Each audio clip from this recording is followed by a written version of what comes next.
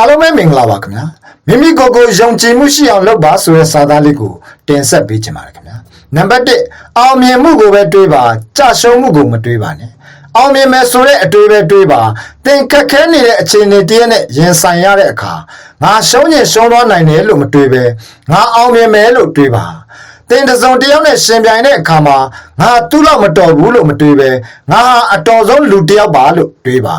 တင့်ခေါင်းထဲမှာငါအောင်မြင်မယ်ဆိုတဲ့အတွေးစိတ်ကူပဲရှိနေပါစေ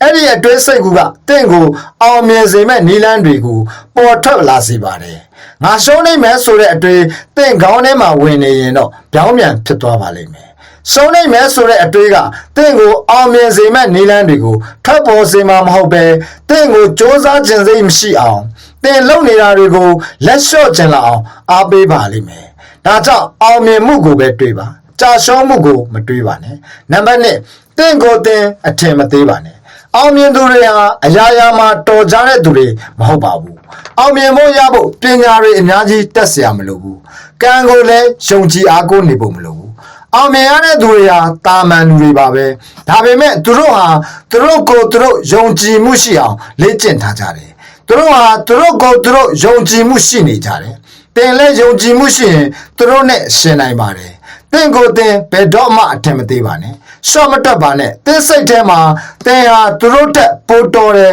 ပိုတာတယ်လို့ခံယူထားပါနံပါတ်3ယုံကြည်မှုကြီးကြီးထားပါတင်ဘယ်လောက်အောင်မြင်လဲဆိုတာတင်းရဲ့ယုံကြည်မှုနဲ့တိုက်ရိုက်အချိုးကျပါတယ်နည်းနည်းလေးပဲယုံကြည်ရင်တင်းအောင်မြင်မှုတေးသေးလေးပဲရမယ်ယုံကြည်မှုကြီးကြီးထားရင်တင်းအောင်မြင်မှုအကြီးကြီးရမယ်ဒါကြောင့်ယုံကြည်မှုကြီးကြီးထားပြီးအောင်မြင်မှုအကြီးကြီးရအောင်အမြဲကြိုးစားနေပါခင်ဗျာကျွန်တော်ကကိုငယ်ပါ